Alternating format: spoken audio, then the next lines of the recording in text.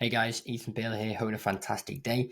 In this video, I'm going to explain to you a new testing strategy for creatives that we've been utilizing that allow us to test about 2 times quicker, and a new scaling strategy that allows us to scale about 3 times quicker.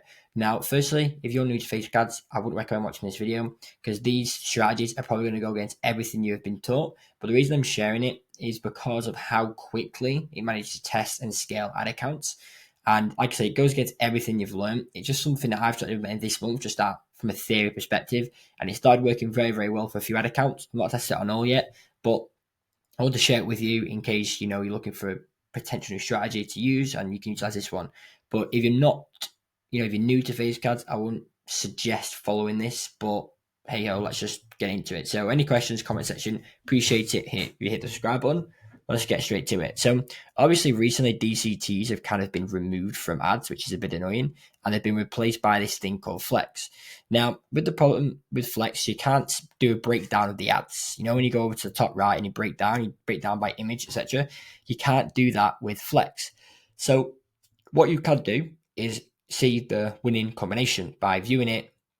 So you're previewing it, go into the view with Facebook comments, and it'll bring up the winning combination. But it doesn't tell you the other two creatives, how they perform, just tells you which is the best one, which, could help. However, in my eyes, that doesn't really help because if I'm testing 3 different hooks, it may show me the winning combo, but the combo underneath, for example, may have done pretty well, but I may end up eliminating that because I think that it's not in the winning combo, and I've just basically burnt a potentially good angle, etc.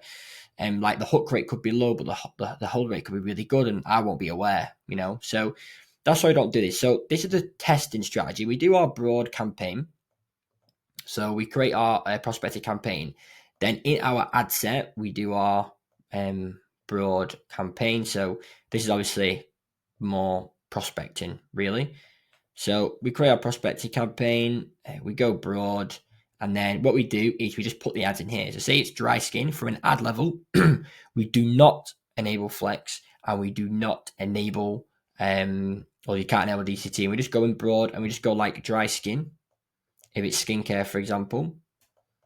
And then we'll do hook 1 and then dry skin, hook 2, dry skin, hook 3.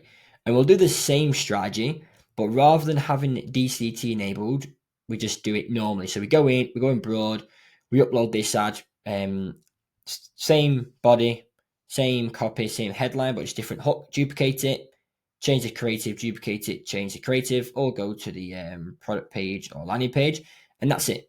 And this has actually allowed us a lot easier to test than Flex because we can see which ad has actually performed best, better, and worst. So it's a lot easier on our side. So for that reason, this is why we do it.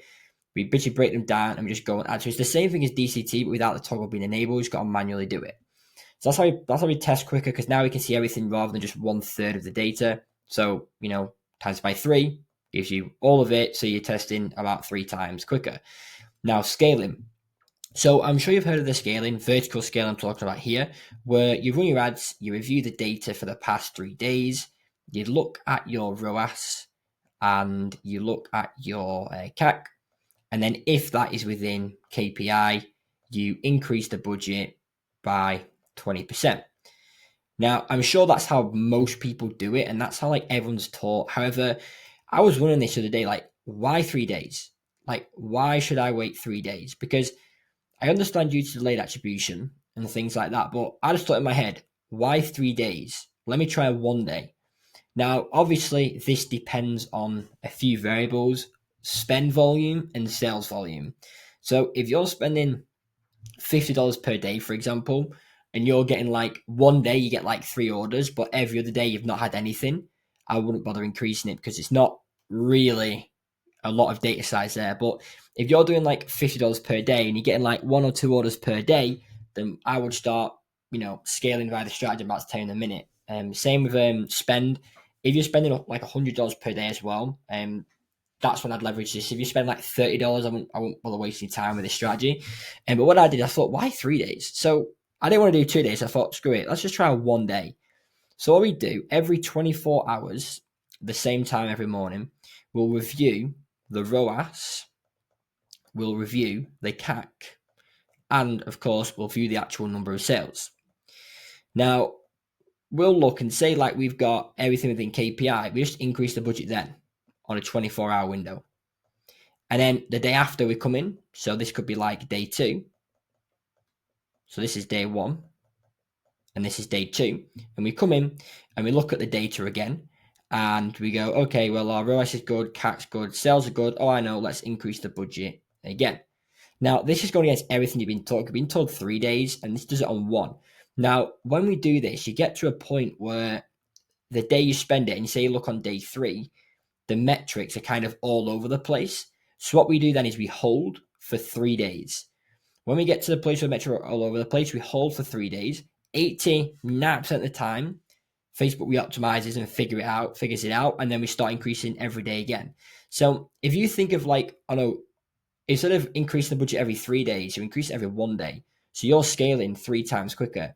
So if you scaled an account this month, for example, and you scaled every 3 days, and you get to the end of the month, you've probably like done about 10 different, potential budget incrementations, or, depending on how you read the data. But by doing it every day instead, you are scaling 3 times quicker. And yes, you do get to a point where Facebook's like, okay, you've done this too fast. But if you give it like 3 days, 4 days max, it tends to re-optimize and figure itself out, and you can carry on scaling again.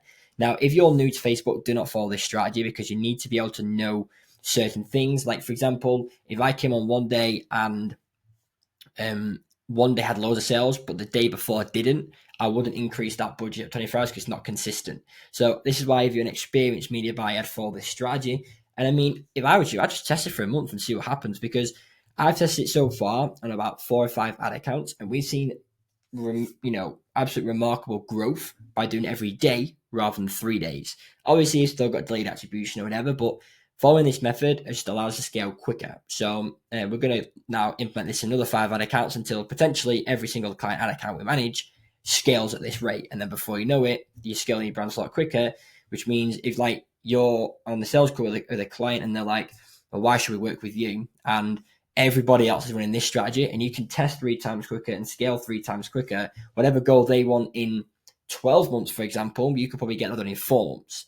So you could probably 3x their annual goal, hypothetically speaking, by utilizing a strategy like this. Now, it's probably going to people question this or anything like that, then, I don't blame them. This is a very, very strange strategy, but it works. And if I was you, rather than read the comments or read what everyone's saying about, oh, is this actually going to work, blah, blah, if I was you, I'd just test it yourself for a month on a client whose budget is minimum $100 per day, and then see how you perform. But yeah, that is everything. Hope you enjoyed the video. Any questions, of course, drop in the comment section. Appreciate it if you hit the subscribe button. If you're a skincare brand looking to scale, you just seem to be getting nowhere, your CACs are high, your ROAS is low, your current team running your ads doing an awful job, they're not communicating well with you, and you're just getting overall tired, and you want to stress less, have more money, have more success, and just scale the brand so you can just do whatever you want, basically. Look in the description below. It says how Ethan Bailey run my Facebook ads. Click that link there. Schedule a very, very quick 10-15 minute chat with me, and we'll assess if you're a good fit to work with us. That's everything. Hope you enjoyed the video, and I'll see you in the next one.